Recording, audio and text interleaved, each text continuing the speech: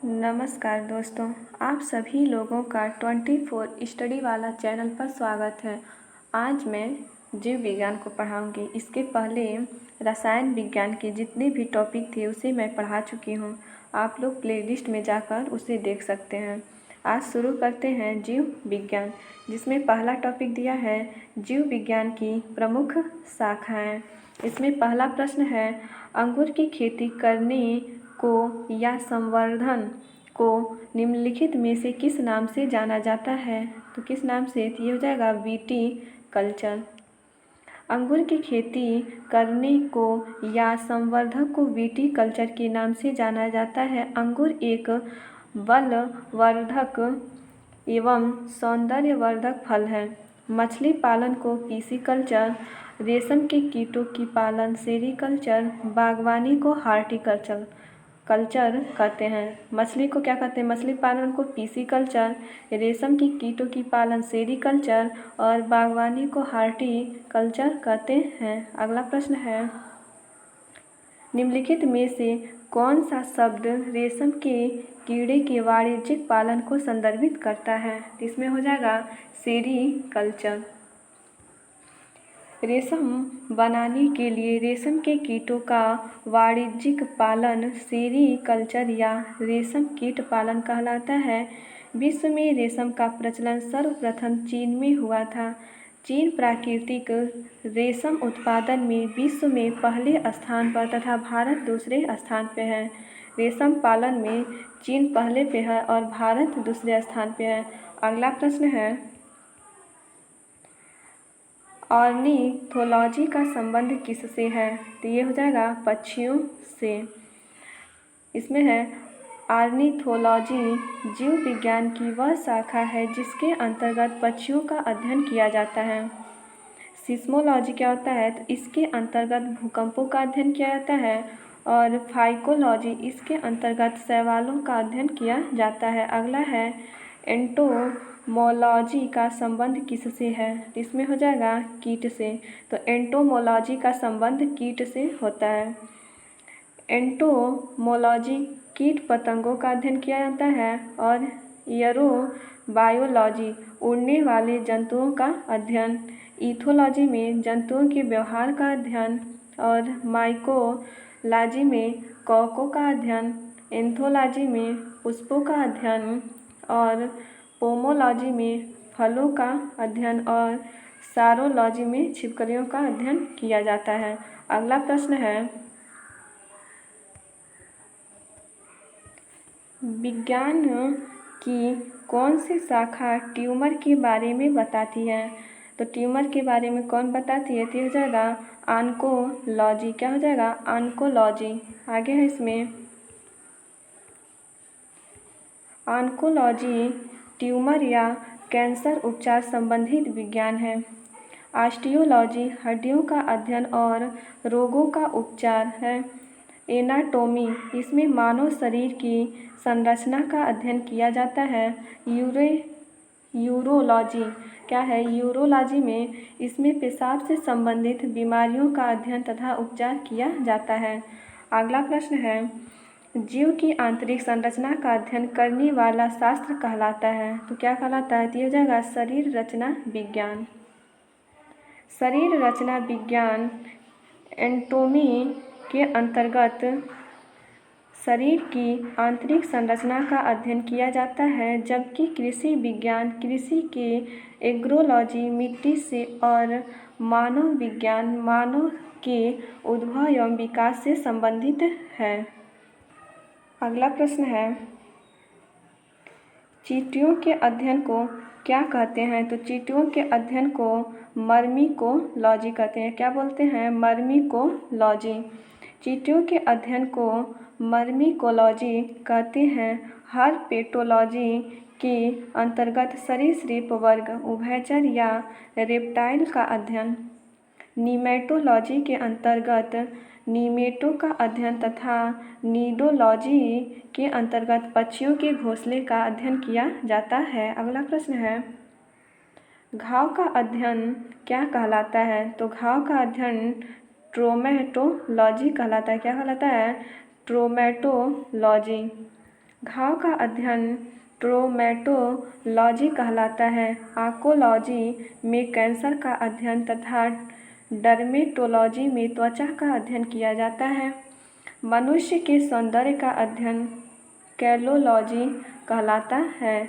अगला प्रश्न है, पीडियाट्रिक्स निम्नलिखित में से किसके अध्ययन से संबंधित है? यह हो जाएगा शिशु रोग से। तो पीडियाट्रिक्स में शिशु रोग का अध्ययन किया जाता है। अगला टॉपिक है कोशिका सिद्धांत, संरचना एवं कार्य। इसमें है माइटोटिक सेल डिवीजन के किस चरण में क्रोमोसोम्स एक दूसरे से पृथक हो जाते हैं? तो इसमें हो जाएगा एनाफेज। क्या हो जाएगा? एनाफेज। आगे है इसमें माइटोटिक सेल डिवीजन के एनाफेज प्रावस्था में क्रोमोसोम्स गुणसूत्र एक दूसरे से अलग हो जाते हैं। यह विभाजन समसूत्री अर्धसूत्री दोनों कोशिका विभाजन में होता है। यह कोशिका विभाजन सोमैटिक दैहिक कोशिकाओं में संपन्न होता है। अगला प्रश्न है, कोशिका में निम्न में से कौन सी पाचन थैली कहलाती है? तो पाचन थैली कौन सी हो जाएगी? तो हो जाएगा लाइसोसोम। क्या हो जाएगा? लाइसोसोम। लाइसोसोम्स कोशिका में एंडोसाइटोसिस द्वारा लाए गए प्रोटीन तथा अन्य पदार्थों का पाचन होता है। पचे हुए कण एक झिल्ली द्वारा ढक लिए जाते हैं और यह रचना फैगोसोम कहलाती है। जब फैगोसोम और प्राथमिक लाइसोसोम एक हो जाते हैं तो लाइसोसोम के विकर और फैगोसोम द्वारा लाए गए कणों का पाचन होता है।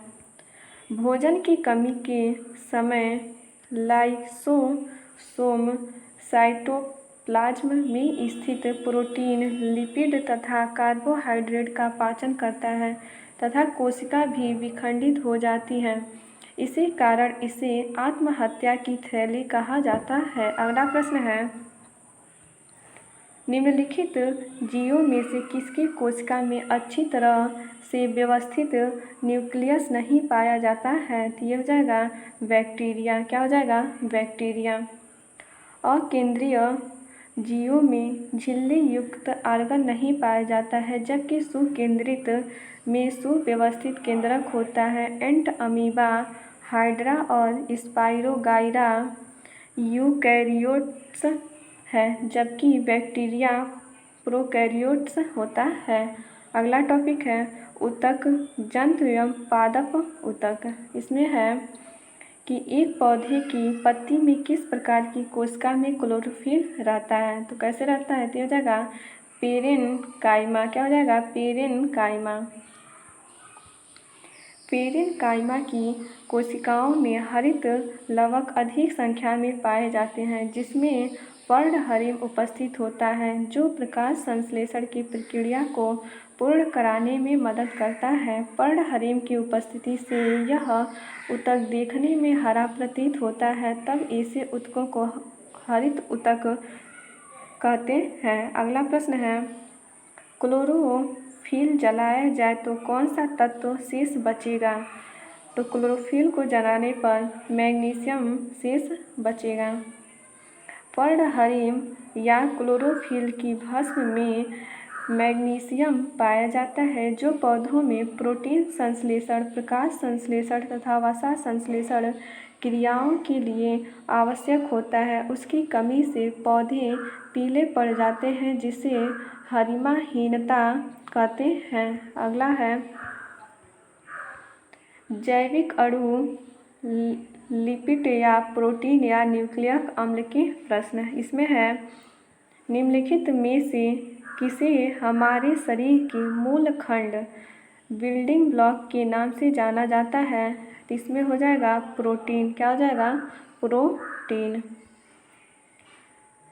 प्रोटीन हमारे शरीर के मूल खंड के नाम से जाना जाता है। प्रोटीन शब्द का प्रयोग सर्वप्रथम वर्जिलियस 1938 ईस्वी में किया था।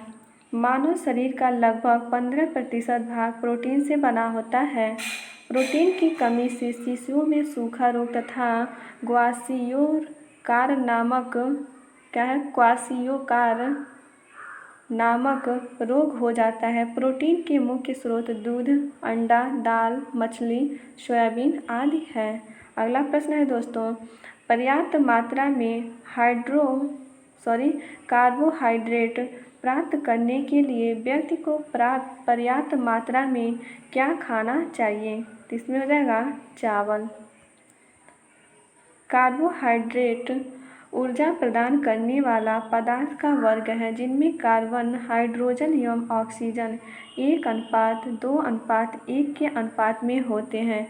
मानव शरीर में कुल ऊर्जा आवश्यकता की 50 से 79% मात्रा की पूर्ति कार्बोहाइड्रेट के द्वारा होती है। इसके प्रमुख स्रोत हैं गेहूँ, चावल, मक्का, ज्वार, बाजरा, जौ, शक्कर, दूध, पके फल, मांस आदि।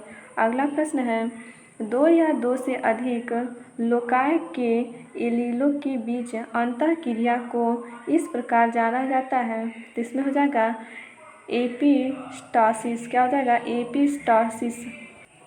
इसमें है एपिस्टासिस, जिसमें एक जीन के प्रवाहों को एक या कई अन्य जीनों के द्वारा संशोधित किया जाता है, जिन्हें कभी कभी संशोधन जीन भी कहा जाता है। जिस जीन का लक्षण प्रारूप अभिव्यक्ति होता है उसे एपिस्टाटिक कहा जाता है। दो लोकस की एपिस्टाटिक अंतःक्रिया सहकारी या विपरीत प्रभावी हो सकता है। अगला है, अनुलेखन के दौरान डीएनए का वह स्थान जहां आरएनए पॉलीमरेज जुड़ता है कहलाता है। तो क्या कहलाता है? प्रोमोटर। क्या कहलाता है? प्रोमोटर। प्रत्येक जीन या सिस्ट्रॉन के शुरू में प्रोमोटर स्थल तथा अंत में समापन स्थल होता है। अनुलेखन के दौरान प्रोमोटर स्थल पर आरएनए पॉलीमरेज जुड़ता है। यहाँ 20 से 200 न्यूक्लियोटाइड होते हैं। अगला टॉपिक है आनुवांशिक। इसमें हो जाएगा, एक अनिषेचित मानव अंडे में सामान्यतः होती हैं। तो क्या होती है? तो ये हो जाएगा एक यक्स क्रोमोसोम। क्या हो जाएगा? एक यक्स क्रोमोसोम। इसमें है सामान्य अनिषेचित मानव अंडे में एक एक्स क्रोमोसोम होते हैं। मानव में 23 जोड़े गुणसूत्र पाए जाते हैं, जिनमें 22 जोड़े अलिंगी गुणसूत्र ऑटोसोम्स तथा एक जोड़ी 23वां जोड़ा असमान लिंगी गुणसूत्र हेटेरोसोम्स होता है। मानव में लिंग निर्धारण के लिए हेटेरोसोम्स उत्तरदायी होते हैं। नर में यह XY तथा मादा में XX होते हैं। स्त्रियों में अर्धसूत्री विभाजन द्वारा 2 अगुणित युग्म अंडे XX बनते हैं। मादा युग्मक अंडाशयों में बनते हैं। ये शुक्राणु की तुलना में काफ़ी बड़े, लगभग गोल, पुच्छ रहित तथा अचल होते हैं, जबकि पुरुषों में समसूत्री विभाजन के द्वारा युग्मक शुक्राणु X तथा Y बनते हैं। अगला प्रश्न है दोस्तों, हंसिया कोशिका रक्ताल्पता सिकल सेल एनीमिया किसके कारण होता है? तो ये हो जाएगा हीमोग्लोबिन के असामान्य स्तरों के कारण। किसके कारण? तो हीमोग्लोबिन के असामान्य स्तरों के कारण। सिकल सेल एनीमिया एक आनुवांशिक रक्त रोग होता है जिसमें लाल रक्त कोशिकाओं में सामान्य हीमोग्लोबिन के स्थान पर असामान्य हीमोग्लोबिन होने के कारण लाल रक्त कोशिकाओं में ऑक्सीजन के अभाव में हंसिया के आकार की हो जाती है। सिकल सेल एनीमिया में माता व पिता में से कोई एक बीमारी का वाहक होता है। अगला है, निम्नलिखित में से कौन सा रोग पुरुषों की तुलना में महिलाओं में बहुत कम होती है? तो क्या हो जाएगा वर्णाधता। क्या हो जाएगा वर्णाधता, कलर ब्लाइंडनेस। वर्णाधता रोग में रोगी को लाल एवं हरा रंग पहचानने की क्षमता नहीं होती है। इस रोग में मुख्य रूप से पुरुष प्रभावित होता है। स्त्रियों में यह तभी होता है जब इनके दोनों गुणसूत्र XX प्रवाहित हो। यह रोग की वाहक स्त्रियां होती हैं। इस रोग की वाहक स्त्रियां होती हैं। अगला है दोस्तों, यहाँ पर बताना है कितने क्रोमोसोम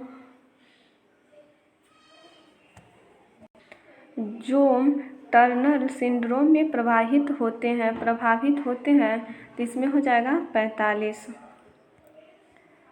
टर्नर सिंड्रोम एक आनुवांशिक विकार है जो लड़कियों के विकास को प्रभावित करता है।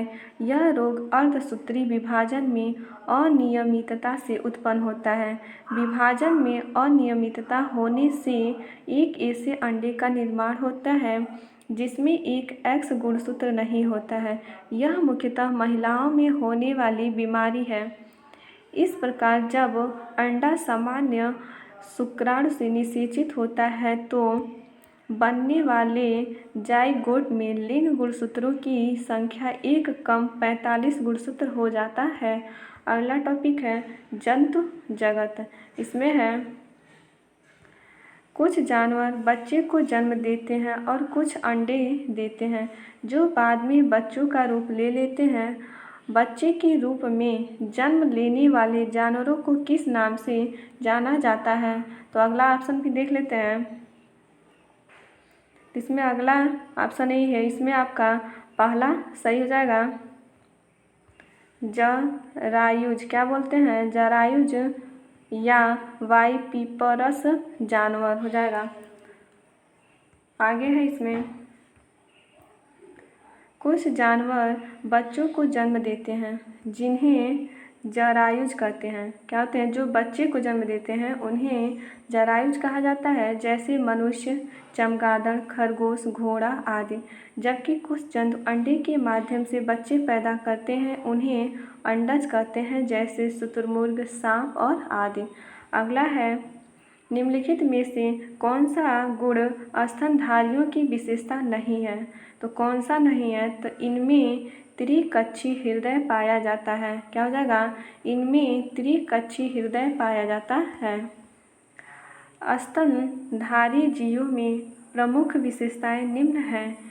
इनमें विकसित स्तन ग्रंथियां पाई जाती हैं तथा पूर्ण विकसित शिशुओं को जन्म देते हैं। ये गर्म रक्त वाले जीव होते हैं। इनमें हृदय 4 कोष्ठकों में विभाजित होता है। श्वसन फेफड़ों द्वारा होता है।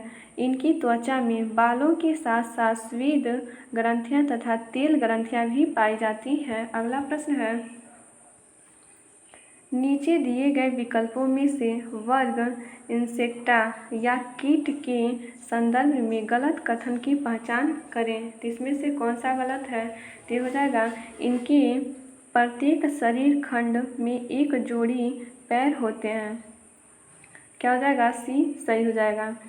आर्थ्रोपोडा प्राणी जगत का सबसे बड़ा संघ है।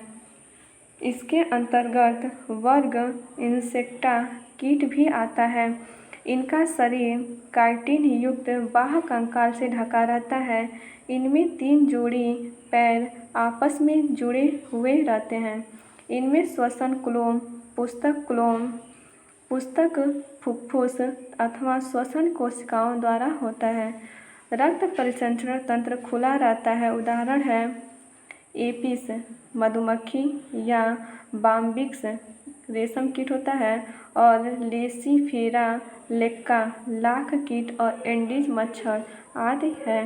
अगला क्वेश्चन है दोस्तों निम्नलिखित में से कौन सा एक कूटपात है जिससे अमीबा अपने भोजन को निगलता है? तो क्या हो जाएगा? इसमें हो जाएगा स्यूडोपोडिया। क्या हो जाएगा? स्यूडोपोडिया। अमीबा की खोज वर्ष 1955 में रसेल वान रोसेनहॉल ने की थी। अमीबा प्रोटिस्टा जगत के अंतर्गत आता है। जीवित अमीबा की सतह पर इधर उधर जीव द्रव्य के छोटे छोटे उभार निरंतर बनते हैं और बिगड़ते रहते हैं। इसलिए शरीर की आकृति असीमित एवं सदैव परिवर्तनशील होती है। शरीर का कोई अस्थायी पृष्ठ या अधरतल तथा अग्र या पश्च छोर नहीं होता है। इन उभारों को कूटपात कहते हैं, क्योंकि गमन इन्हीं के बनते और बिगड़ते रहने के कारण होता है, इसलिए इसे कूटपाद भी कहते हैं। इनका अन्य प्रमुख कार्य भोजन को निगलना है। आगे है, एक कीट की रक्त शर्करा है तो क्या हो जाएगा, तो ये हो जाएगा ट्रेहालोज। क्या हो जाएगा, ट्रेहालोज। ट्रेहालोज एक डाइसैकेराइड शर्करा है जो मुख्यतः कीटों, शैवाल, खमीर, कवक व पौधों में पाया जाता है। इनमें ट्रेहालोज बहुक्रियाशील भूमिका निभाता है। जैसे जीवाणुओं की कोशिका भित्ति में एक संरचनात्मक घटक के रूप में, पौधों व कवक में विकास नियामक और कार्बन स्रोत के रूप में तथा कीटों में ऊर्जा के स्रोत के रूप में आदि। अगला प्रश्न है, इनमें से कौन उड़ सकता है, तो कौन सा उड़ सकता है, तो हॉर्नबिल क्या होता है, हॉर्नबिल उड़ सकता है। हॉर्नबिल को क्षेत्रीय भाषा में धनेश कहा जाता है। धनेश की चोंच लंबी और नीचे की ओर घूमी होती हैं और अमूमन ऊपरी चोंच के ऊपर लंबा उभार होता है, जिसकी वजह से इसका अंग्रेजी नाम हॉर्नबिल, हॉर्न में सींग होता है और बिल में चोंच पड़ा, यह उड़ने में असमर्थ होता है। अगला प्रश्न है, कौन सा जीवित पक्षी विश्व का सबसे छोटा अंडा देता है, तो ये हो जाएगा बी हमिंग बर्ड। क्या हो जाएगा, B hummingbird. Hummingbird को विश्व का सबसे छोटा पक्षी तथा सबसे छोटा अंडा देने वाले पक्षी के रूप में जाना जाता है। यह चिली के वनों में पाई जाती हैं। अगला है, रेगिस्तान का जहाज किस जानवर को कहा जाता है, तो रेगिस्तान का जहाज ऊँट को कहा जाता है। रेगिस्तान का जहाज ऊँट को कहा जाता है क्योंकि ऊँट के पैर गद्देदार होते हैं जो मरुस्थल में चलने के अनुकूल होते हैं। ये मरुस्थलीय वनस्पतियों को खाता है तथा यह कई दिनों तक बिना पानी के रह सकता है। ये सब अनुकूलन ऊँट के मरुस्थलीय जीवन के लिए उपयोगी है। अगला प्रश्न है, निम्नलिखित में से कौन सा संसार में सबसे अधिक तीव्रता से काटता है, तो इसमें हो जाएगा पनामा की दीमक। क्या हो जाएगा, पनामा की दीपक। पनामा की दीमक है। पनामा की दीमक संसार में सबसे अधिक तीव्रता से काटता है। अगला प्रश्न है, निम्नलिखित पशुओं में से कौन सा पशु स्तनपायी प्राणी समूह का नहीं है, तो कौन सा नहीं है, तो इसमें हो जाएगा स्कोलियोडोन। क्या हो जाएगा, स्कोलियोडोन। कंगारू हिप्पोपोटामस व्हेल स्तनपायी प्राणी समूह में है, जबकि स्कोलियोडोन एक मत्स्य वर्ग का समूह है। स्तनपायी प्राणी जगत का एक समूह है जो अपने नवजात को दूध पिलाते हैं जो इनकी स्तन ग्रंथियों से निकलता है। यह कशेरुकी होते हैं और शरीर में बाल, कान के मध्य में 3 हड्डियां होती हैं तथा ये नियत तापी प्राणी होते हैं। अगला प्रश्न है, एक ही समय दोनों तरफ कौन सा प्राणी देख सकता है, तो कौन सा, तो हो जाएगा गिरगिट। गिरगिट सरीसृप परिवार कैमोलियोरिडी, क्या है, कैमोलियोरिडी रीढ़ी का एक सदस्य।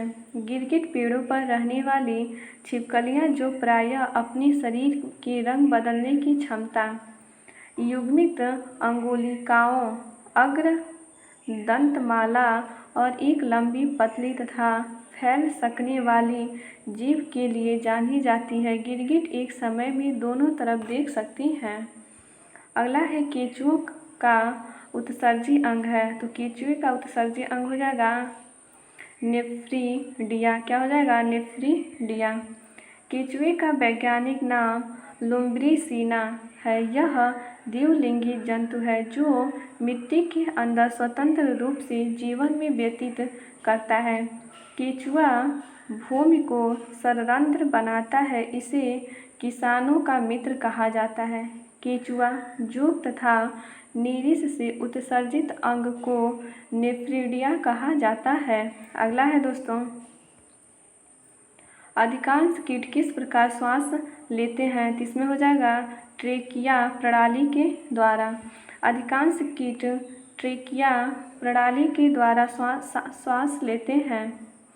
कीटों में श्वसन अंगों की भारी विभिन्नताएं पाई जाती हैं। कीटों में फेफड़े नहीं होते, वरन इनके स्थान पर गैसों के आदान प्रदान के लिए देहगुआ के रक्त में तैरती हुई श्वास नलिकाएं होती हैं, जिन्हें ट्रेकिया कहते हैं। अगला है, मकड़ी में श्वसन अंग कौन सा है?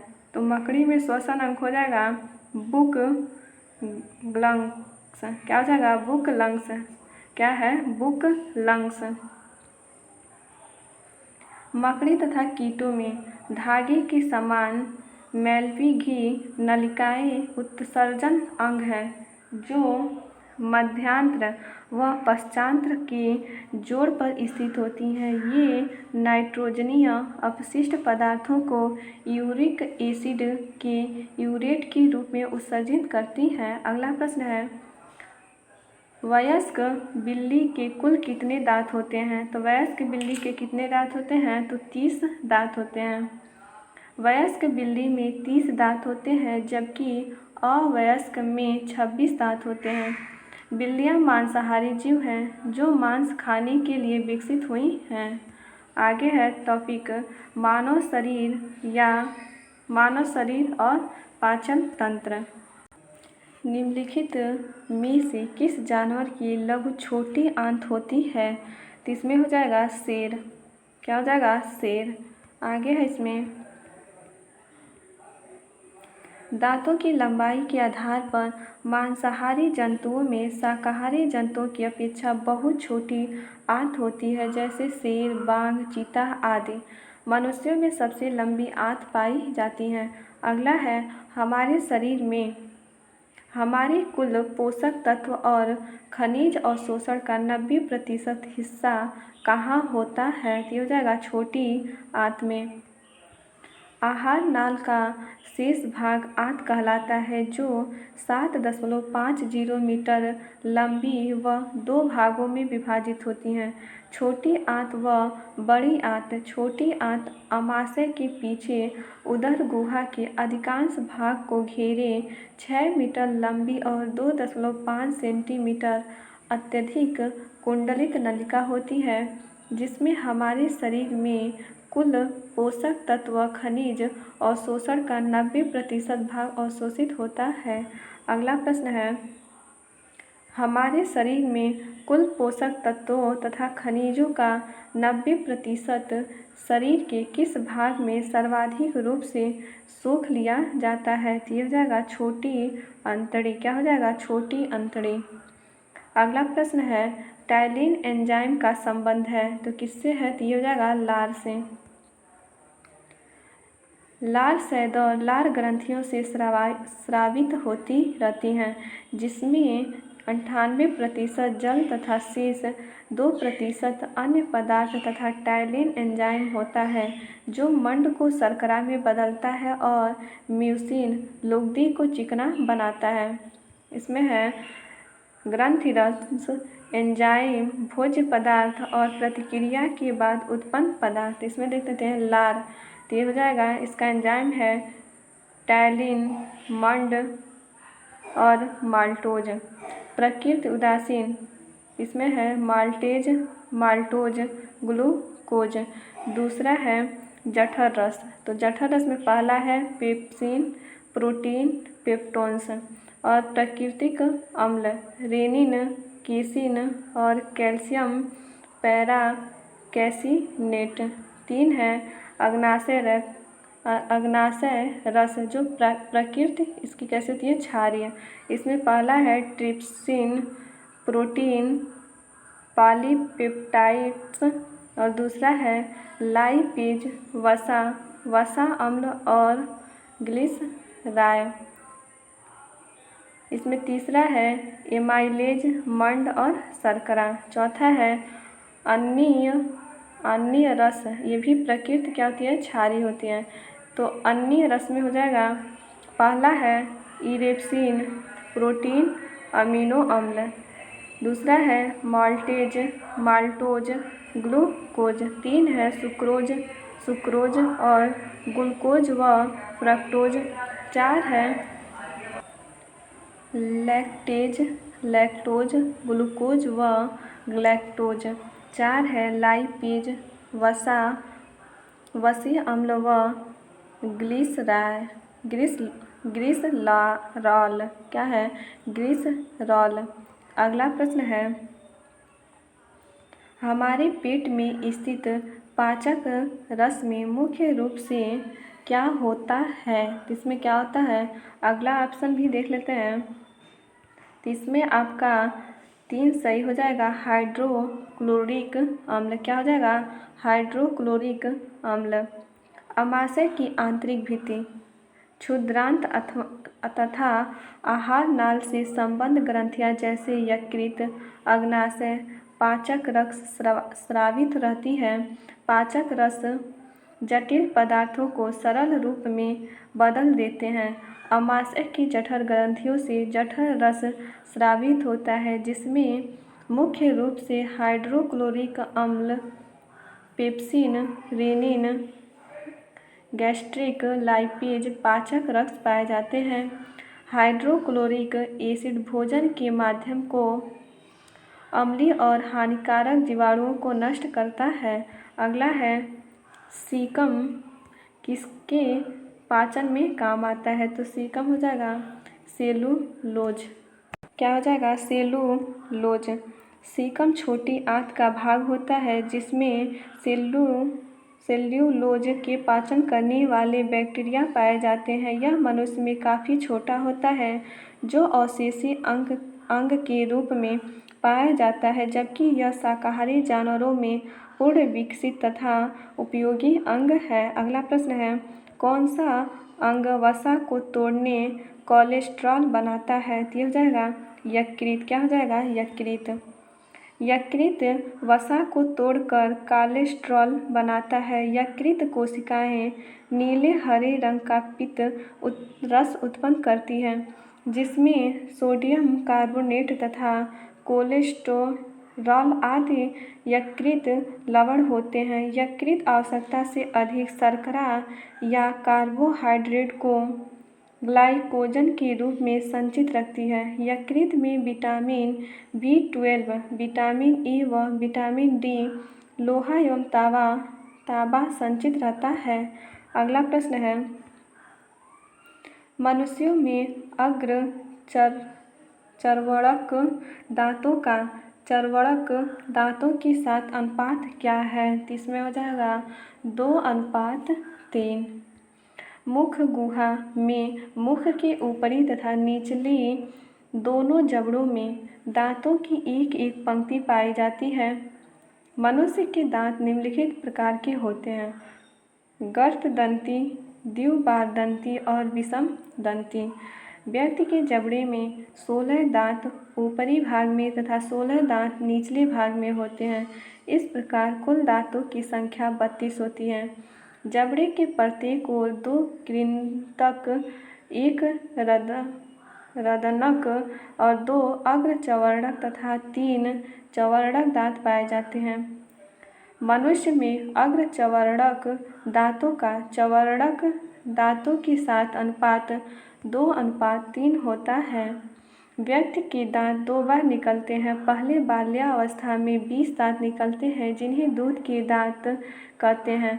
बाद में या वयस्क अवस्था में कुल दांतों की संख्या 32 हो जाती है। इन्हें अस्थायी दांत कहते हैं। मनुष्य के शरीर का सबसे कठोर भाग इनेमल होता है जो दांत के ऊपरी सिरे पर पाया जाता है। यह दांत को सुरक्षा प्रदान करता है। अगला प्रश्न है, निम्नलिखित में कौन सा विकल्प शरीर का सबसे बड़ा आंतरिक अंग है? तो सबसे बड़ा कौन सा है? तो ये हो जाएगा जिगर। क्या हो जाएगा? जिगर। इसमें आगे है यकृत या जिगर। मानव शरीर का सबसे बड़ा आंतरिक अंग है। यह आपके शरीर के दाईं ओर पसलियों के नीचे होता है। यकृत शरीर का एक बहुत ही आवश्यक अंग होता है। शरीर में प्रवेश करने वाले रसायनों और अन्य पदार्थों को छानकर साफ करता है। इसका वजन लगभग 1.5 से 2 किग्रा होता है। यकृत द्वारा ही पित्त स्रावित होता है।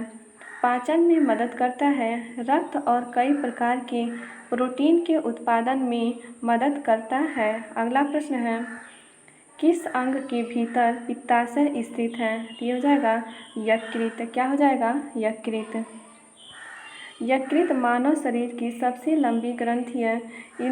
इसके निचले भाग में नाशपाती के आकार की एक छोटी सी थैली होती है जिसे पित्ताशय कहते हैं।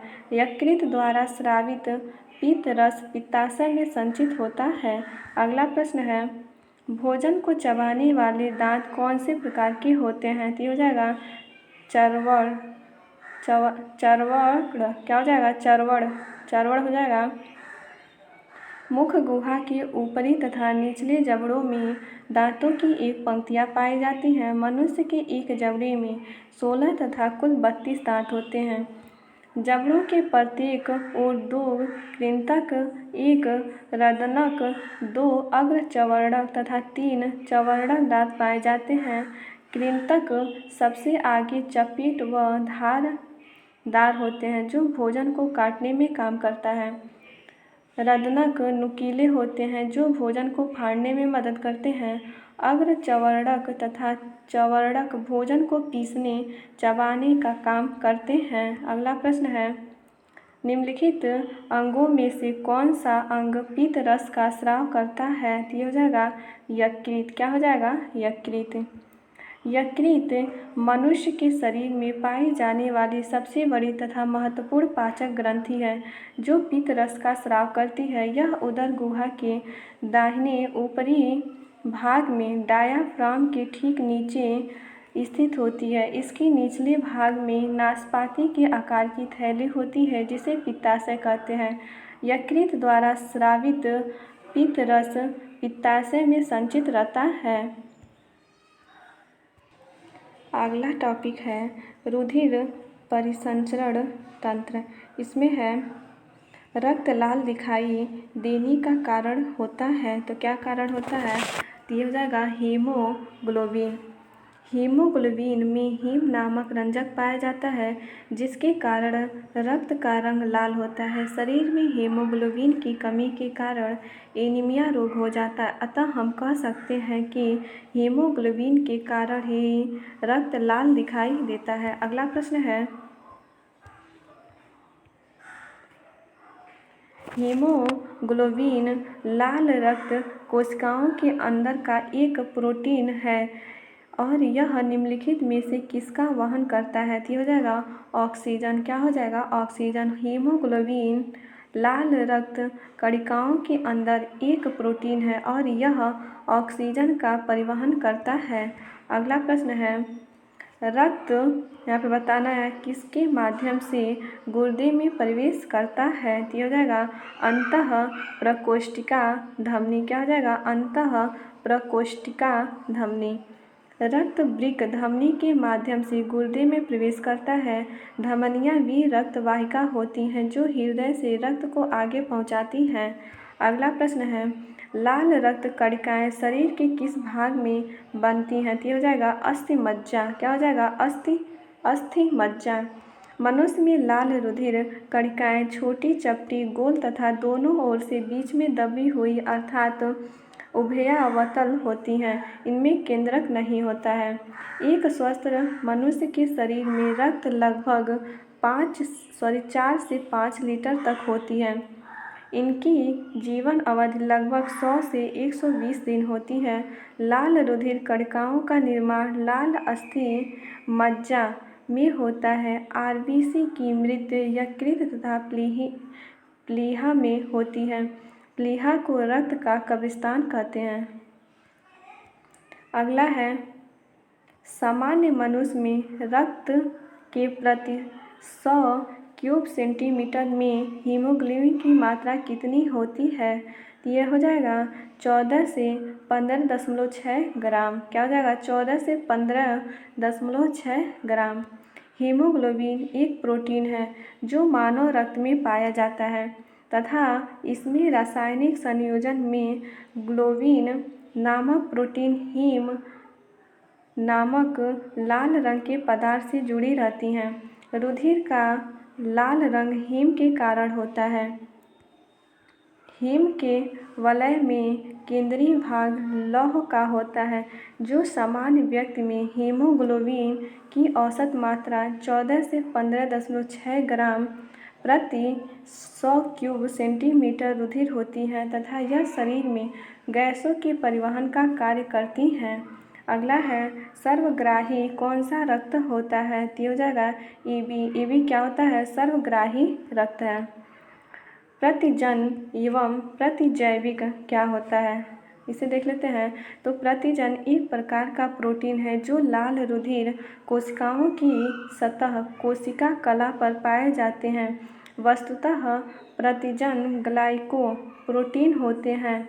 ये पीढ़ी दर पीढ़ी वंशानुगत होते हैं। ये 2 प्रकार के होते हैं, प्रतिजन ए और प्रतिजन बी।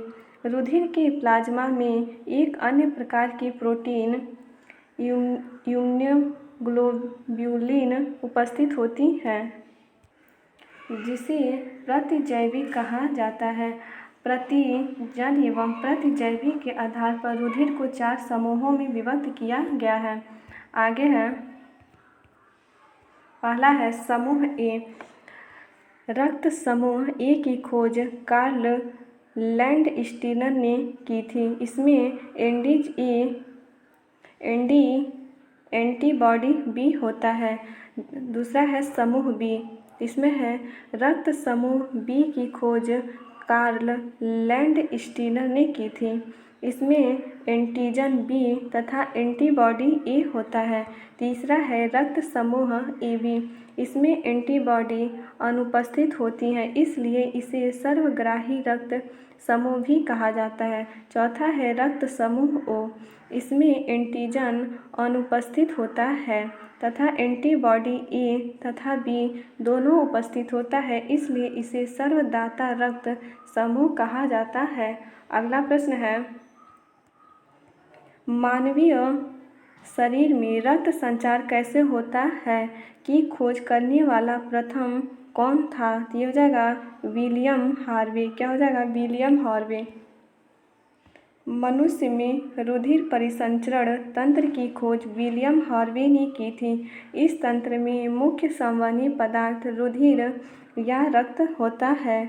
रुधिर तरल संवहनी संयोजी ऊतक है जिसमें रुधिर कणिकाएं, प्लाज्मा, हीमोग्लोबिन, प्लाज्मा प्रोटीन आदि उपस्थित होते हैं। रुधिर परिसंचरण तंत्र 2 प्रकार के होते हैं। पहला है खुला परिसंचरण तंत्र। इस प्रकार रुधिर परिसंचरण तिलचट्टा, प्राण, कीट, मकड़ी आदि में पाया जाता है। दूसरा है बंद परिसंचरण तंत्र। इस प्रकार का परिसंचरण तंत्र रुधिर की बंद नलिकाओं में बहता है। इसमें रुधिर अधिक दाब एवं अधिक गति से बहता है। मनुष्य में बंद परिसंचरण तंत्र पाया जाता है। अगला प्रश्न है, रक्तचाप किस पर निर्भर करता है? तो हो जाएगा इनमें से सभी। क्या हो जाएगा? इनमें से सभी। रक्तचाप सामान्यतः सिस्टोलिक बल, हृदय निर्गम परिधीय प्रतिरोध पर निर्भर करता है। रक्तदाब प्रंकुचन दाब पर निर्भर करता है। मनुष्य का औसत रक्तचाप 120/80 होता है। धमनियों में रक्त दाब की 2 अवस्थाएं होती हैं। पहले को प्रंकुचन दाब तथा दूसरे को प्रसारण दाब कहते हैं। सामान्य तौर पर प्रंकुचन दाब 120 mHg तथा प्रसारण दाब 80 mHg होता है। रक्त दाब को डॉक्टर स्फिग्मोमैनोमीटर द्वारा मापता है।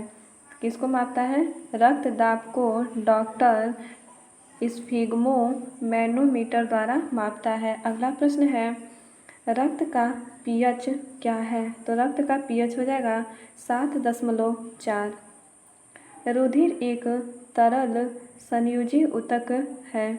इसकी उत्पत्ति शरीर की मेसोडर्म से होती है। एक औसत 70 ग्राम वयस्क में 5 से 6 लीटर रुधिर होता है, जो शरीर के भार का 7 से 8% तथा आयतन के अनुसार 1/13 भाग होता है। रुधिराणुओं में पाए जाने वाले हीमोग्लोबिन के कारण इसका रंग लाल होता है। रुधिर क्षारीय होता है। रुधिर कैसा होता है? क्षारीय होता है, जिसका पीएच मान 7.4 होता है। अगला प्रश्न है, रुधिर का पीएच मान होता है, तो ये हो जाएगा 7.3 से 7.5। अगला प्रश्न है, रक्त का सामान्य पीएच मान कितना होता है? तो ये भी हो जाएगा 7.4। इसकी व्याख्या ऊपर पढ़ ही चुके थे। अगला प्रश्न है, रक्त है, ये कैसा है? तो ये क्षारीय है। अगला प्रश्न है, मानव प्लीहा को नियंत्रित करता है, तो रक्त आयतन क्या हो जाएगा? रक्त आयतन। मानव प्लीहा पेट के ऊपरी हिस्से में स्थित लसिका प्रणाली का सबसे बड़ा ऑर्गन है, जिसमें रक्त का शुद्धिकरण तथा भंडारण होता है। मनुष्यों में प्लीहा का रंग बैंगनी होता है।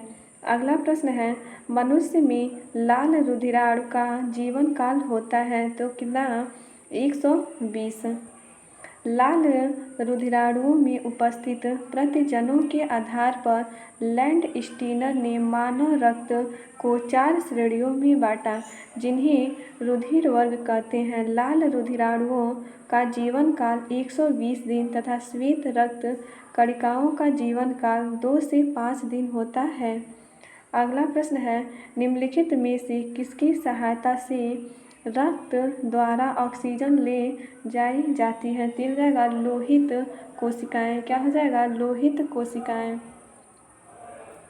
लाल रक्त कण या लोहित कोशिकाओं का आकार गोल, लंबा तथा बीच में चिपटा होता है। 1 घन मिलीमीटर में इसकी संख्या 50 लाख होती है। आरबीसी में उपस्थित हीमोग्लोबिन ऑक्सीजन से क्रिया करके ऑक्सी हीमोग्लोबिन बनाता है, जो शरीर के विभिन्न भागों में पहुंचाने का कार्य करता है। अगला प्रश्न है दोस्तों, मानव में रक्त प्लाज्मा की लगभग कितनी मात्रा होती है? तो यह हो जाएगा 55 से 60%। कितना हो जाएगा? 55 से 60%। मानव रक्त में प्लाज्मा की लगभग 55 से 60% मात्रा होती है। शेष 45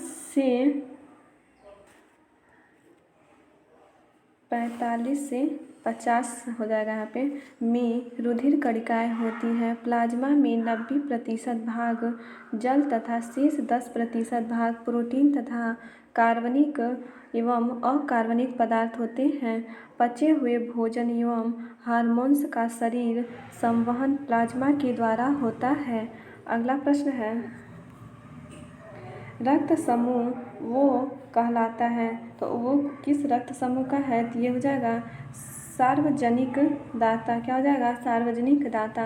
रक्त समूह ओ को सार्वजनिक दाता तथा रक्त समूह AB को सार्वजनिक ग्राही कहा जाता है। रक्त समूह की खोज सन 1900 में कार्ल लैंडस्टीनर ने की थी। अगला प्रश्न है, मानव शरीर का रक्त बैंक कहलाता है, तो कौन सा हो जाएगा? तो ये प्लीहा। प्लीहा या तिल्ली सभी कशेरुकी प्राणियों में पाया जाता है। यह लाल रक्त कणिकाओं को नष्ट करने का कार्य करता है, जिस कारण इसे मानव शरीर का रक्त बैंक कहा जाता है। अगला प्रश्न है, मानव शरीर में रक्त का आयतन शरीर के भार का लगभग कितने प्रतिशत होता है? तो हो जाएगा 7%। एक वयस्क मानव शरीर में 5 से 6 लीटर रुधिर होता है, जो शरीर के भार का 7 से 8% तथा आयतन के 1/13वां भाग होता है। रुधिराणुओं में पाए जाने वाले हीमोग्लोबिन के कारण इसका रंग लाल होता है। रक्त 2 प्रकार के होते हैं, प्लाज्मा तथा रुधिराणु। अगला प्रश्न है, एक वयस्क व्यक्ति में लाल रक्त कोशिकाओं की सामान्य संख्या कितनी मिलियन पर mm³ होती है? ये हो जाएगा 4.6 से 6.2। लाल रक्त कोशिकाएं RBC अथवा एरिथ्रोसाइट्स छोटी, चपटी, गोल तथा उभयावतल होती हैं। इनमें केंद्रक नहीं पाया जाता है। ऊंट तथा लामा के RBC को छोड़कर एक स्वस्थ वयस्क मानव शरीर में इसकी संख्या 4.6 से 6.2 मिलियन प्रति घन मिमी तक होता है। इनका जीवन काल लगभग 80 से 120 दिनों तक होता है। अगला प्रश्न है, मानव शरीर की सबसे बड़ा और सबसे मजबूत कक्ष कौन सा होता है? तो ये हो जाएगा बायां निलय। मनुष्य के हृदय में 4 कोष्ठक या कक्ष होते हैं, जो दायां और बायां अलिंद तथा दायां और बायां निलय में विभाजित होता है। हृदय का सबसे बड़ा और मजबूत कक्ष बायां निलय होता है। इसमें ऑक्सीजन युक्त रुधिर होता है, फिर भी यह इतने वेग से रुधिर को महाधमनी में भेजती है कि पूरे शरीर तक पहुँचे। अगला है इसमें, उपवास के बाद रक्त शर्करा का स्तर कितने होने की स्थिति को प्री डायबिटीज माना जाता है? दिया जाएगा 100 से 125। इसमें है, व्रत या उपवास के बाद रक्त शर्करा का स्तर जब 100 से 125 तक पहुंच जाता है तो इस स्थिति को प्रीडायबिटीज नाम से जाना जाता है। यह एक ऐसी स्थिति है जिसमें व्यक्ति के शरीर में रक्त ग्लूकोज की मात्रा सामान्य से ज़्यादा प्रतीत होने लगती है। प्री डायबिटीज में व्यक्ति को डायबिटीज, मधुमेह तो नहीं, लेकिन होने की संभावना बनी रहती है। दूसरे शब्दों में यह कह सकते हैं कि डायबिटीज होने से पहले के लक्षण या कारणों को प्रीडायबिटीज कहा जाता है। अगला प्रश्न है, रक्त में श्वेत रक्त कोशिकाओं की सामान्य संख्या कितनी हजार mm³ है? यह हो जाएगा 4.5 से 10। रक्त में श्वेत रक्त कोशिकाओं की सामान्य संख्या लगभग 5 से 10,000 होती है। इन्हें ल्यूकोसाइट्स भी कहते हैं। श्वेत रक्त कण का जीवन काल औसतन 2 से 5 दिन होता है। श्वेत रक्त कण में हीमोग्लोबिन का अभाव पाया जाता है, जिसके कारण ये दिखने में श्वेत दिखाई देती हैं। WBC शरीर में किसी भी प्रकार के रोगाणु को प्रवेश से रोकता है और शरीर की रोगों से रक्षा भी करता है। आकार और संरचना में यह अमीबा के समान होता है। इसमें केंद्रक होता है। अगला प्रश्न है, रक्त स्कंदन विकार किसकी कमी के कारण होता है? तो हो जाएगा फिलोक्विनोन। क्या हो जाएगा? फिलोक्विनोन। रक्त स्कंदन विकार फिलोक्विनोन की कमी के कारण होता है।